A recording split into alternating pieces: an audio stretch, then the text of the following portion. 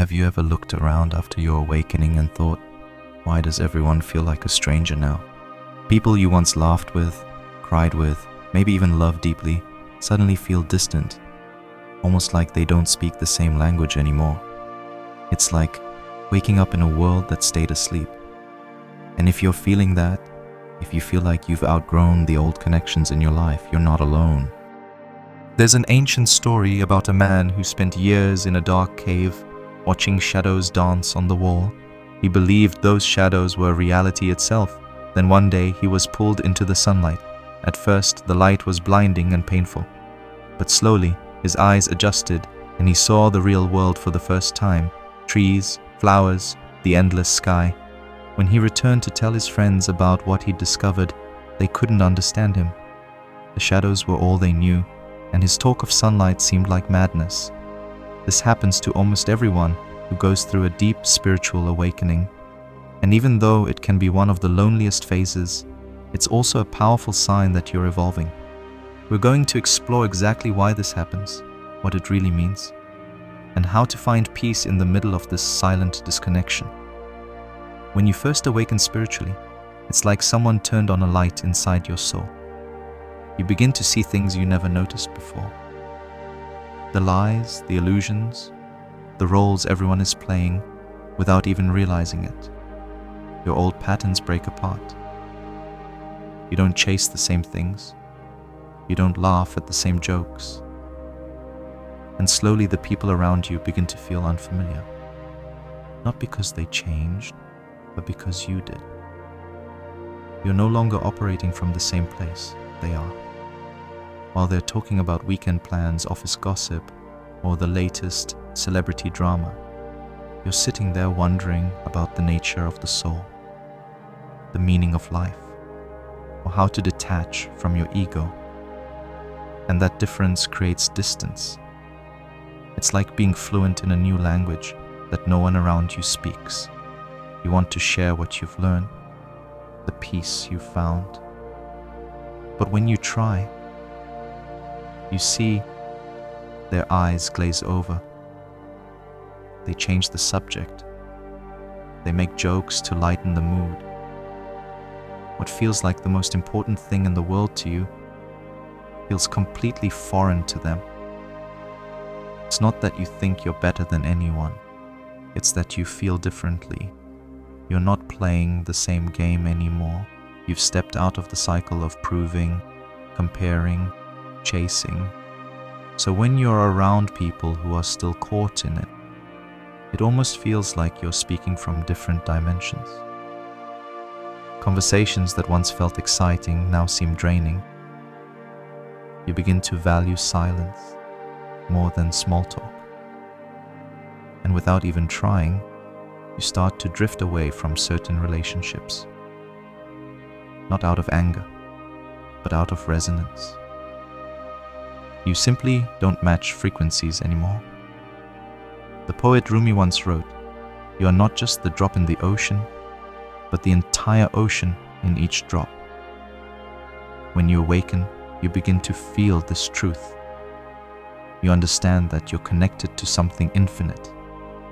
But the people around you are still seeing themselves as separate drops, fighting to survive in what they believe is a harsh world. You might try to go back, to reconnect with people the way you used to. Maybe you text an old friend and meet up. You feel yourself zoning out. It's like your soul has already moved on, and you're just trying to keep up the illusion. That's when the guilt creeps in. You might wonder, why am I like this now? Why can't I just enjoy things like I used to? Am I broken? There's a story about a butterfly who, after emerging from its cocoon, tried to return to crawling on the ground like a caterpillar, but its wings kept getting in the way. It could no longer move the way it used to. The butterfly wasn't broken. It had simply evolved beyond its old way of being. No, you're not broken. You're just no longer willing to settle for surface-level connections. You crave truth, depth, energy that feels alive. And sadly, not everyone around you will understand that. Some will think you've changed too much. Others may say you've become too serious or too distant. but they're not wrong. You have changed. You've seen through the veil, and you can't unsee it. You can't pretend to enjoy the noise when you've tasted silence. You can't laugh at masks when your eyes are searching for the soul. This is why everyone starts to feel like a stranger. It's not them, it's you. You've returned to yourself. Here's the part no one tells you. This phase can feel brutally lonely. You may feel like an outsider in your own family, friend circle, or community. You may even feel like a stranger in your own body sometimes. But what if this loneliness is actually sacred? It's not a punishment, it's preparation. This space between your old self and your new self is where your real alignment begins. It's where you start attracting people who feel like home, not just people who feel familiar. There's a big difference between the two. Familiar people may remind you of who you used to be, but soul-aligned people reflect who you're becoming. And sometimes to find them, the universe has to clear out your old connections. It's like walking through a forest alone before you reach the next village. Painful, yes, but necessary. Because in that quiet space you begin to meet yourself. You start listening to your inner voice. You stop outsourcing your validation. You become your own best friend. And from that wholeness, new relationships can form. Relationships built on soul, not survival. Carl Jung, the famous psychologist, once said, "The privilege of a lifetime is being who you are." But he also understood that becoming who you truly are often means letting go of who you used to be. And that includes the relationships that belong to your former self. One thing that often confuses people is why some of their closest relationships become the most distant. You might feel the deepest shift with people you once thought you'd never drift away from. And that's because awakening doesn't just change your thoughts, it changes your energy. The moment your vibration shifts, everything around you responds. You don't even have to say anything. People can feel it. Some will be drawn closer to you, others will back away, not because they hate you, but because they don't know how to meet the new you. It's like tuning a guitar string. Suddenly it no longer harmonizes with the other strings that remain untuned. And that's okay. It's okay to grieve old relationships. It's okay to miss people who can't walk this path with you. Just don't shrink yourself to fit back into their world. If you keep dimming your light to make others comfortable, you'll start to resent your own growth. And that's not why you awakened.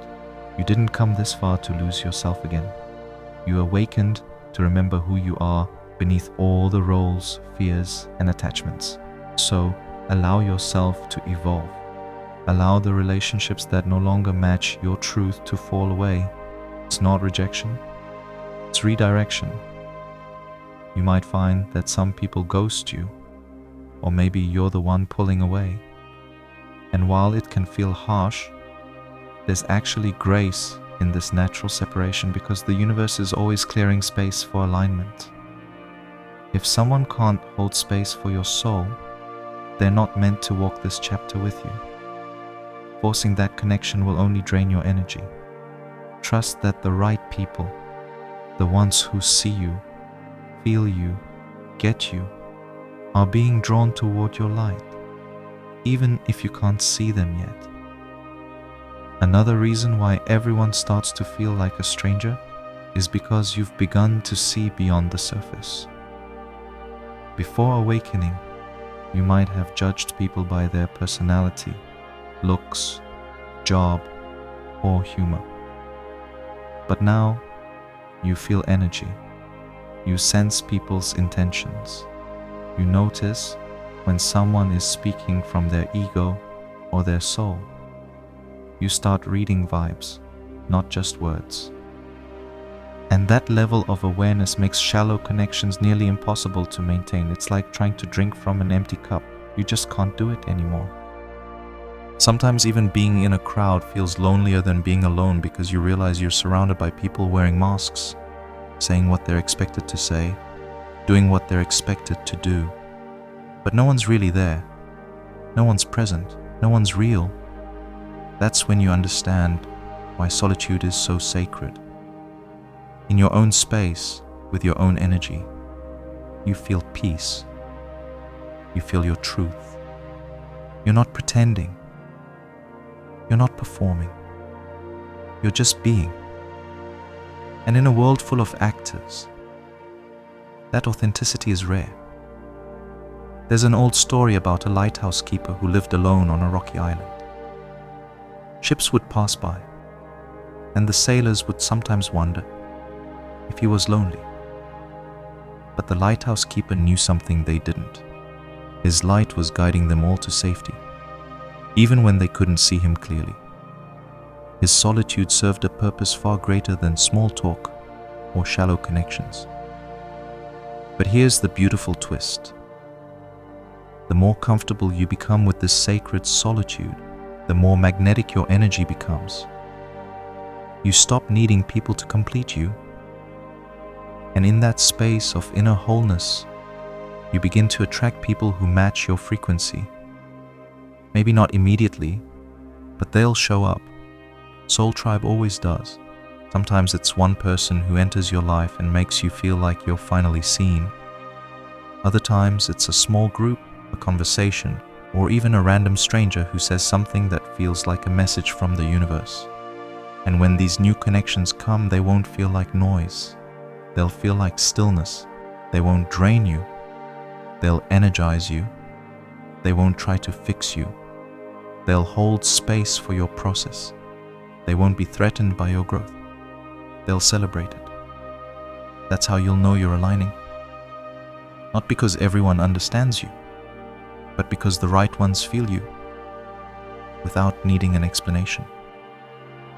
So if you're walking through this phase where everyone feels like a stranger, take a deep breath. You're not lost. You're just in between chapters. The old connections are fading, so the real ones can enter. And in the meantime, you have yourself. You have your presence. You have your truth. That's more than enough. Because when you become your own safe space, everything outside of you starts to shift. You might not have all the answers yet. You might still feel confused, tired, or even emotionally raw. But trust the unfolding. Every connection that breaks is a clue. Every silence is a message. Every stranger is a mirror. Some mirrors reflect the old you. Others remind you how far you've come, but they're all part of the journey. The spiritual teacher Eckhart Tolle once said, "You are not your mind." When you awaken, you realize that most people are completely identified with their thoughts, their fears, their past stories.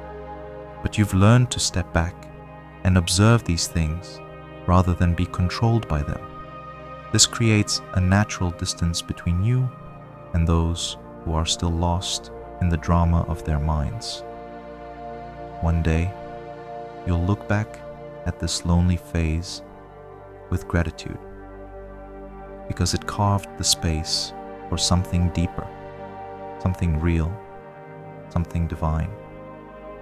It taught you that you don't need to be understood by everyone to be worthy of love. It showed you that your value isn't determined by how many people can relate to you. So the next time you find yourself wondering, why does everyone feel like a stranger now? Remember this, it's because you're no longer asleep. And when you wake up in a sleeping world, everything changes. But just because they feel like strangers now doesn't mean you're alone. It means you're remembering who you truly are. And from that place, your real soul family will begin to find you, one divine connection at a time.